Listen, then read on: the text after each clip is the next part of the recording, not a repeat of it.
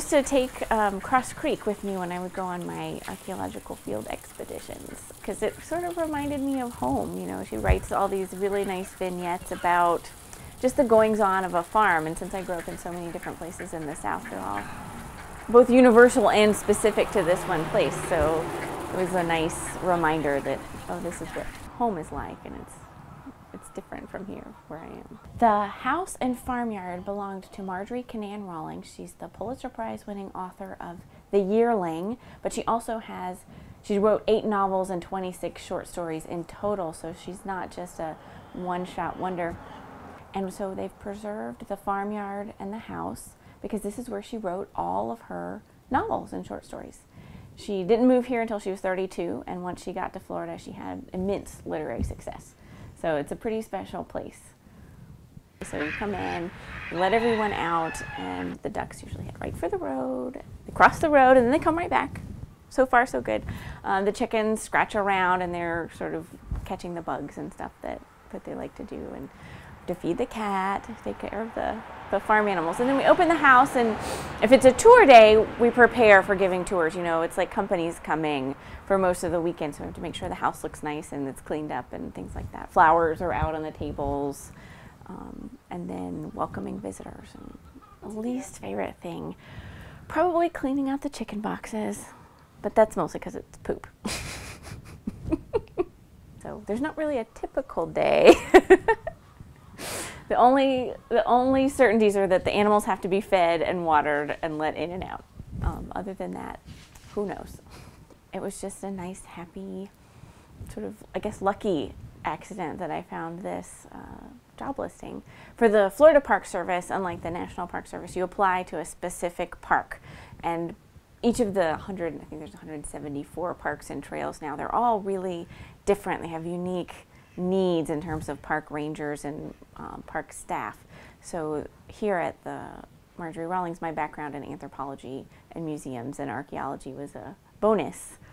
It really captures so many of my interests, and sometimes I joke that people are interested in funny things, and I happen to be interested in sort of early 20th century farm life. And so to be able to share that kind of history and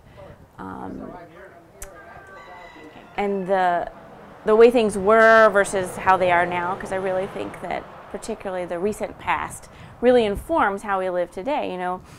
And if we forget what happened just a few years ago, I mean, Marjorie was alive 75 years ago, that's not that long ago, but we often forget some of those, past life ways, and they can really remind us, either how far we've come or how things have changed, or maybe some things we want to remember.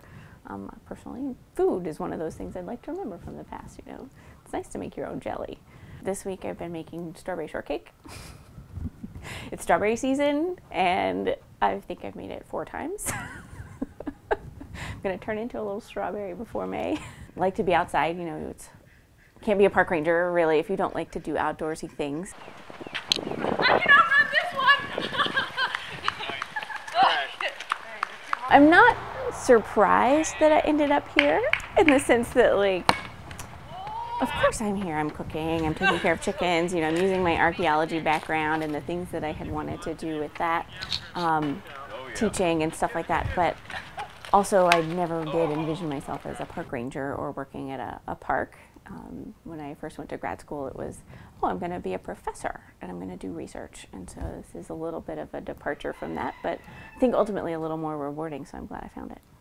We always feel like there's a looming threat of budget cuts and, park closures or staff reductions that we're constantly hoping don't happen.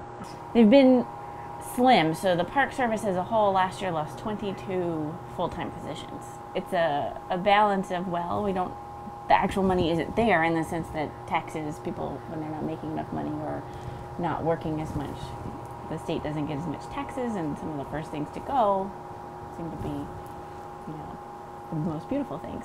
Sharing this place with visitors really reinforces that this is an important thing, and it makes it meaningful to be here. If people didn't appreciate it, or if I didn't get sort of that positive feedback that this is worth doing, then maybe it wouldn't be as awesome. Every season I go back and I read the chapter for that season, because she talks about the birds that come and the way the sky looks and the food she eats and what her neighbors are doing. And so you go through each, at the very end there's 4 chapters for each season, and you can sort of get a feel for what she was doing in each one. She's a great writer, but Cross Creek really captures sort of the feeling of Florida, which is really nice.